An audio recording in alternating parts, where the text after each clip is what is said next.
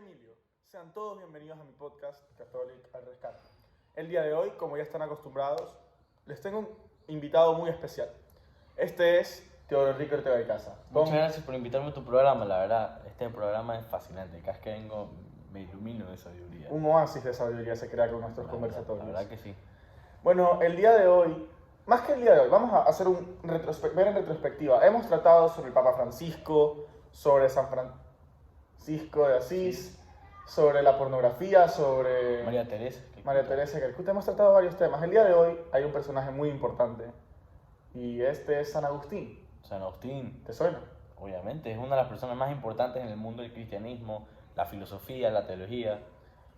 Uy, qué interesante este tema que acabas de mencionar, la filosofía, Sí. la teología, porque son ramas científicas y pues me hace dudar de, o sea, sabiendo que es un personaje que le apasionaba la filosofía y también, por ende, la lectura, ¿cómo crees que influye él en la historia, en la literatura? O sea, ¿cómo crees que San Agustín puede influir en estos temas? Bueno, aparte de lo que ya conocemos, de que era un cristiano, de que ya se sabe bastante, de que tenía una vida un poco relajosa, no era una persona tranquila, cristiana, pecadora. ¿Ya? Pero aparte de saber el cambio, que ahora es una persona muy famosa, un obispo, también tenemos una parte de él que apuntaba mucho a la filosofía, incluso desde joven, en las épocas que era pecador.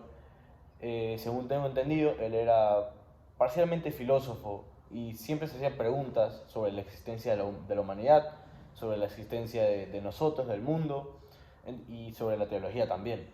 Obviamente en esas épocas no ejercía para nada, no le importaba mucho, pero siempre tenía esas dudas.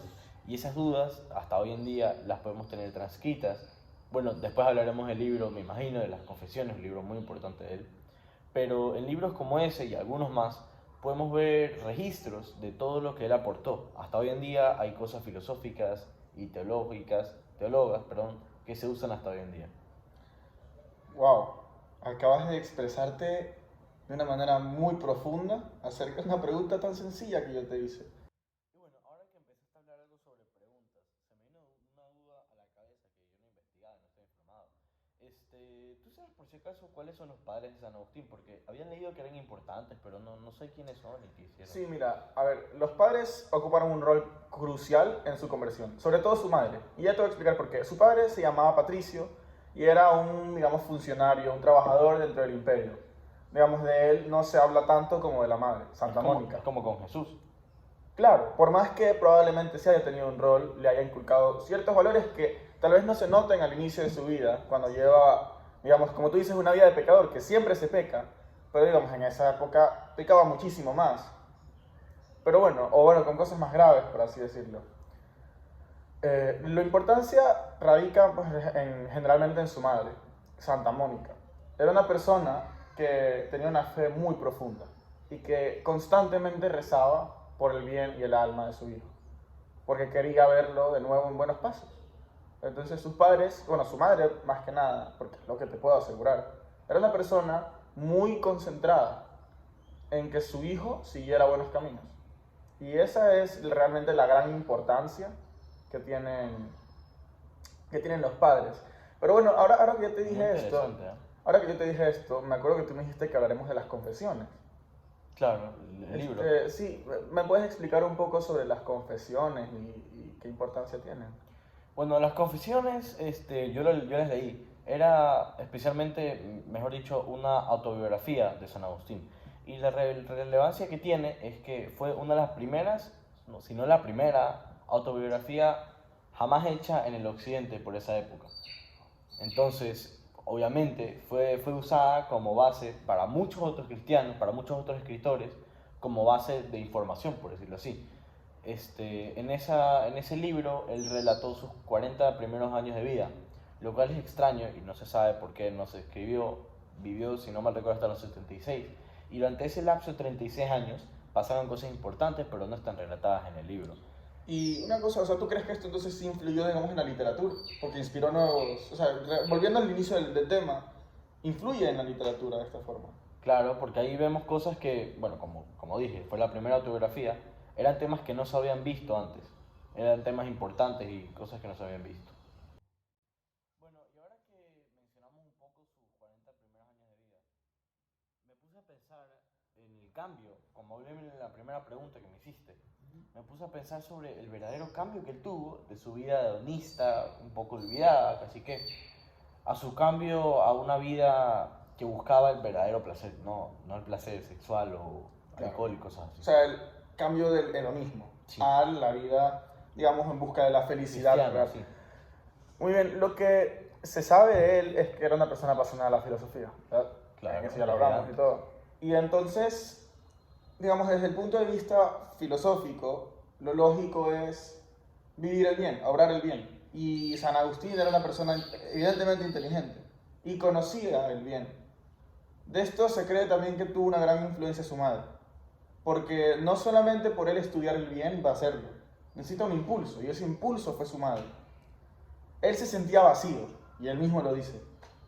No sé si es que tú habrás leído esto de él, yo en lo personal sí. El otro día estuve leyendo un poco con un amigo, un profesor de religión que yo tuve en primaria. Bueno, ya sí, entonces era una persona que yo conocía, que era un profesor, sacerdote, no estoy muy seguro quién era. Creo que tú lo conocías, Alberto Adum. Alberto Adum. Claro, él era un sacerdote del Vaticano. Él me había contado la historia, creo que era del Papa Francisco. Bueno, para no perderle el hilo, estaba leyendo sobre San Agustín por algo que me había contado él, y en eso veo que era una persona que en serio se tomaba muy en serio la filosofía, era un filósofo, de hecho, cuando se hizo obispo, que hablaremos seguramente después, lo manejó bajo los criterios de la filosofía, o sea, lo que él consideraba correcto por la filosofía. Entonces, se piensa que San Agustín deja, digamos, su vida hedonista por eso, por sus propios medios, sumado al impulso que le da su madre. Y bueno, ya te quedó contestada la pregunta, ¿no? Porque yo creo que ligado a esto, no sé si es que tú quieras hablar ahora un poco, va el tema de su conversión. Si sabes algo de San Ambrosio, de este tema San no Ambrosio, conozco un mucho. personaje muy importante, que por eso yo dije cuando hablé de su madre como una de las principales, porque San Ambrosio también se da ahí con su madre. San Ambrosio le dio principalmente unas pláticas. Era, por decirlo así, como un psicólogo casi que para él. Él le daba pláticas que, como su mamá, parecido, lo influenciaban al cambio. Él hablaba normalmente sobre el cristianismo y él fue su enganche, su conexión, su palanca con el cristianismo. Su madre más bien apuntaba a lo bueno, al bien. En cambio, San Ambrosio, según yo tengo entendido, él fue como una palanca mejor a él que unía el cristianismo y a su persona. Muy bien. ¿Y sobre su conversión? O sea, ¿cómo fue el proceso? ¿Lo conoces? Sí, él empezó yendo a unas sectas, a grupos, cultos que buscaban el cambio, como ahí está hoy en día, antidrogas, anticocaína, antimarihuana, todos esos cultos, ya.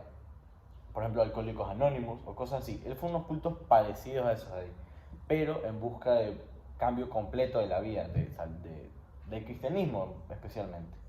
Bueno, ahora que hablamos de San Ambrosio, se me acaba de venir a la mente un tiempo en el que creo que fue obispo en la ciudad de Hipona. Creo que tú estás informado, ¿sabes algo de Hipona? De Hipona exactamente no tengo mucha idea, pero de su época como obispo en Hipona Eso. fue, digamos, diferente, fue inusual. San Agustín no era una persona que era igual exactamente que los otros obispos. Él trataba de siempre tomar sus decisiones con juicio, con mucho juicio. Era una persona, como sabemos, amante de la filosofía.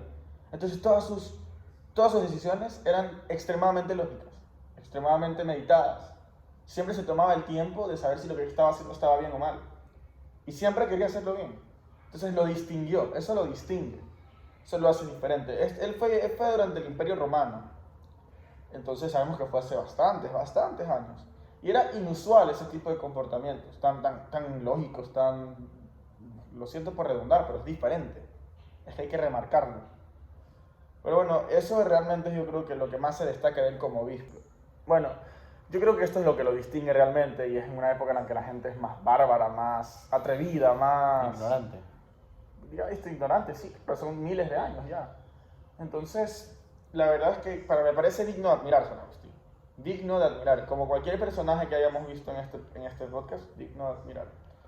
El único tema de conversación que tuvimos que no es digno de admirar es aquel sobre la pornografía, pero ya hablamos de todas sus cosas malas que trae. Entonces, Claro, pero no fue un mal tema, fue un buen sentido.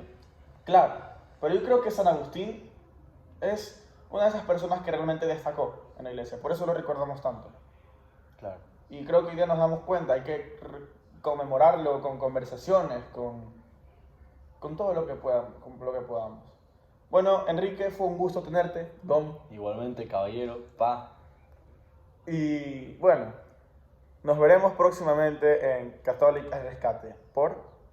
Sí.